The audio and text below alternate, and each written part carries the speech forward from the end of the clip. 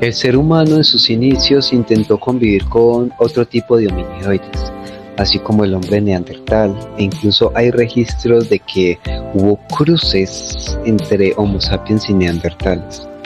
Tener en cuenta esto nos asegura que hubo cierto nivel de convivencia hasta que nuestros antepasados, como no es raro, eliminó a la otra especie de hominidoides, de casi humanos, ¿no? O de humanos, podría decirse.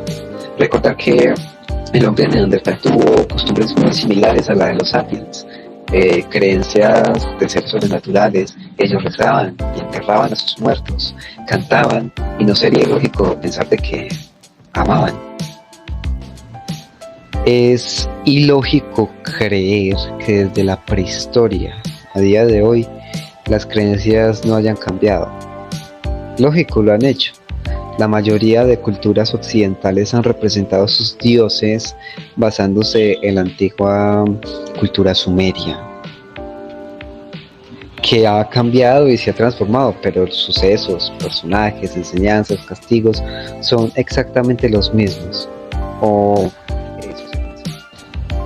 1492, fatídico año para muchos, un gran logro para otros, pero sin duda un antes y un después.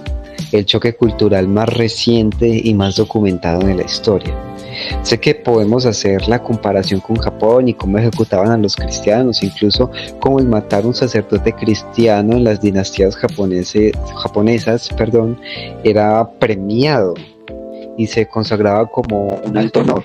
Pero enfoquémonos en lo más cercano a nosotros: la conquista de América, la invasión de América o la llegada a América, a las Américas. La mejor manera de incluir esto es dotando a los jóvenes de costumbres diferentes en su cotidiano o adaptándolas a su contexto. Y no me refiero a obligarlos a que participen en actividades que ellos no quieran, sino explicarles cómo funcionaba la realidad para esas personas en ese momento, o cómo funciona la realidad en la actualidad para esas personas, ¿cierto? Cómo el factor intrínseco humano de necesitar un modelo a seguir o lo hace crear historias, deidades a las cuales copiar actitudes e imitar porque según ellos es lo correcto, y no porque lo crean ellos y eso difiera de lo que uno podría creer. Y no porque lo crean ellos y eso difiera de lo que uno podría creer, no significa que esté correcto o incorrecto, simplemente es así. Es el orden natural de las cosas. Hay que vivir y respetar, educar en ello. La historia alrededor de todo lo que ha transcurrido nos ha mostrado que las únicas maneras en las que se ha podido evidenciar la interculturalidad ha sido por medio de la violencia, invasiones, esclavitud, exportación e importación de mano de obra, de personas, etc. No únicamente por el comercio de víveres, de pronto armas y mucho, sino más que todo de esclavos. Eso me hace recordar una serie del History Channel súper interesante que se llama Vikings o Vikingos. Hay un personaje que se llama Athelstan. Athelstan es un sacerdote cristiano que un día está en su monasterio cristiano en Inglaterra, eso es en el norte de Inglaterra, que en esa época se conocía como Northumbria. ¿Y qué pasó? Que llegaron los vikingos a este lugar y lo secuestraron, por así decirlo, y se salvó porque hablaba la lengua vikinga.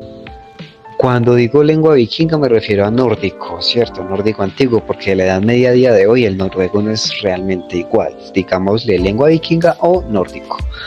El tema, lo secuestran y se lo lleva Ragnar Lothbrok, que es nuestro personaje principal en esta serie y es un granjero. ¿Por qué se lo lleva? Porque Ragnar es inteligente y es ambicioso. Y Ragnar, primero, aprende la lengua sajona. Y segundo, empieza a aprender sobre el cristianismo. Recordar, hay que ser muy meticulosos en eso. Tenemos que recordar que los vikingos utilizaban rituales paganos o creían en dioses paganos, en falsos dioses. Así llamaban los cristianos o los ingleses en esa época, falsos dioses. ¿Qué pasa aquí? Que él quiere saber del cristianismo. Y como en todo colectivo, como en toda cultura, existen personajes que son arrogantes y extremistas. Por lo tanto, no a todos les va a gustar que Ragnar explore el cristianismo. El tema es que es súper interesante cómo manejan aquí la interculturalidad, porque Athelstan, de ser únicamente cristiano, a convertirse un hombre libre en el norte, en Noruega, con los vikingos, simplemente se vuelve una fusión entre cristiano y vikingo. Para él todos los dioses existen, tanto el dios cristiano como los dioses vikingos, los dioses nórdicos, dícese de Odín, de Thor, Frey, Freya, incluso su mitología con Fenrir, Hela, Jormungandr, etc. ¿Qué pasa aquí? Es súper bacano o es súper interesante ver cómo todo lo que se ve arraigado en la identidad de una persona no es ajeno a la interculturalidad. Todo lo que nos rodea va a permear nuestros pensamientos y nuestros pensamientos van a generar quién somos ahora, quién somos en la actualidad. Así que es súper importante encontrar esos matices que generan en una persona su identidad. Los jóvenes hoy, gracias a la globalización, es un poco más sencillo tratar esto de la multiculturalidad o también la interculturalidad. ¿Por qué? La globalización da pie a que ellos encuentren otras culturas e intenten más o menos desarrollar su identidad de acuerdo a lo que realmente les llame la atención. Así como un latino puede estar muy interesado en la cultura sajona y empiece a consultar y aprenda inglés, aprenda escritores, su cultura, etc. Está súper bien. Al igual que un europeo puede conocer la cultura antigua de lo que hoy llamamos América, que antiguamente era Abya Yala, o así lo llamaban, que si no me equivoco traduce algo como las tierras del viento, ¿no? O donde sopla el viento de manera fuerte, donde choca el viento con las rocas, no recuerdo muy bien cómo era.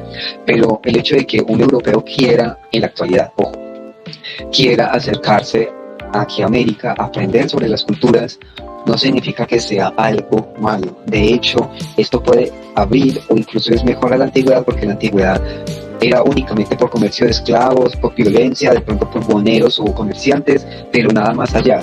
En cambio, ahora es la propia gente que quiere encontrar su identidad, quiere saber quiénes son de acuerdo a lo que mencionen otras culturas.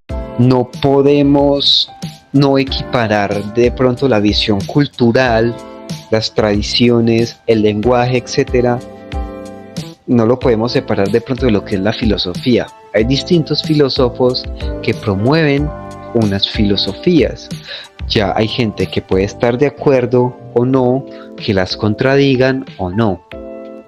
En este sentido, la cultura puede ser muy similar. Usted puede tomar una cultura, ver si le gusta o no, consultar sobre ella o no, aplicarla o no. No tiene usted que nacer en una cultura para considerarse de otra. Obviamente todo esto desde mi punto de vista, que no es necesario que una persona tenga que nacer en un pedazo de tierra para pertenecer a una cultura. Es simplemente su desarrollo personal y su identidad lo que definen si va a pertenecer a esa cultura y si sabe realmente respetar esa cultura, pero no nos tenemos por qué ver inhibidos o por qué ver castrados, censurados o capados sobre a lo que queremos pertenecer o lo que consideramos correcto. En resumen, todos somos habitantes del mundo. Todos pertenecemos a este planeta Tierra. Todos tenemos derecho a saber qué nos conviene como individuos, siempre y cuando no le hagamos daño a los demás. Si usted es un rubio noruego que quiere vivir en el Amazonas, con las vestimentas tradicionales, hablando la lengua tradicional, con las tribus del Amazonas, no hay nadie que tenga por qué prohibírselo o no permitírselo. Si bien va a ser un poco extraño que alguien rubio de 2 metros y ojos claros esté al lado de aborígenes americanos que no superan el 1,70 m y tiene los ojos rasgados más parecidos a un filipino, a un habitante del sudeste asiático, sí va a resaltar y va a contrastar mucho. Sin embargo, eso no tiene por qué ser una característica para señalar el hecho de que no pueda pertenecer ahí. Claro que puede pertenecer ahí. ¿Y quién dice que no? Entonces, en resumen, todos somos habitantes del mundo y la cultura pertenece a todos. La única manera de ser tolerantes en este término de interculturalidad es simplemente apropiarnos absolutamente de todo, saber de las culturas, saber cómo se interconectan con lo que yo creo y a partir de eso crear mi propia identidad. Ojo, recordando que esto, o hacer esto en pro de no hacerle daño a los demás y mucho menos a la cultura o a la gente que dio origen a esa cultura.